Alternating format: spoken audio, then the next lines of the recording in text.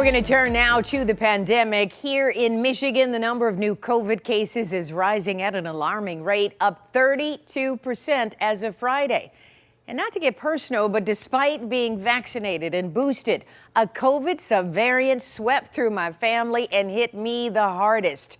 So tonight, we wanted to take a closer look at the medications on the market available so you or your loved ones don't land in the hospital or in the morgue.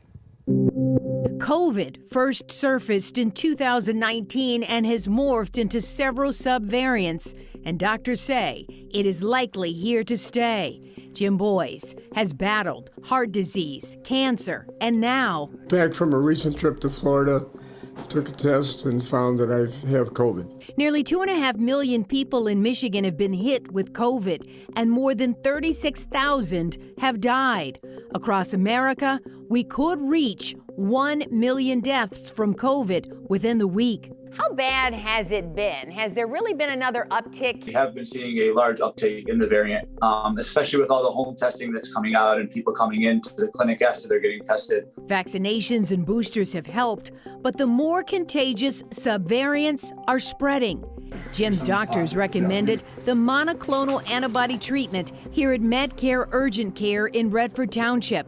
Of IV treatment, the medication has changed as the subvariants have morphed. Extremely convenient to be able to just, drive not too far from the neighborhood and get your problems taken care of, and, with a high quality recommendation from my physician. Who really needs the infusion? There's patients who have immunocompromised states. These patients are the patients who are at the highest risk of hospitalizations.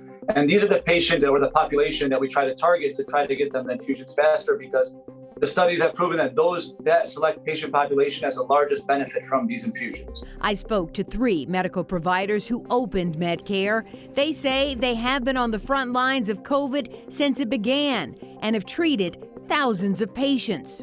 The IV infusion does benefit a lot of people. The whole goal of these treatments is to prevent hospitalization and preventing death.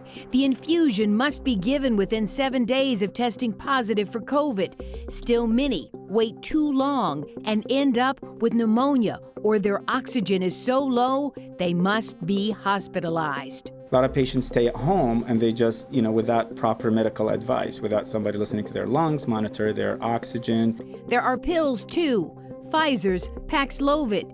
It must be taken within 5 days of testing positive. In rare cases, patient symptoms have rebounded after completing the treatment. We want everyone to be healthy, and the best way to treat any disease is prevention. Prevention is the key, better than any cure we have. So prevention means, there's vaccines, take the vaccines, take your precautions. And wearing that mask when you're in crowds. Now, I got that infusion and it immediately took away my feeling of exhaustion, but my deep cough lasted nearly a week and I still have a cough left.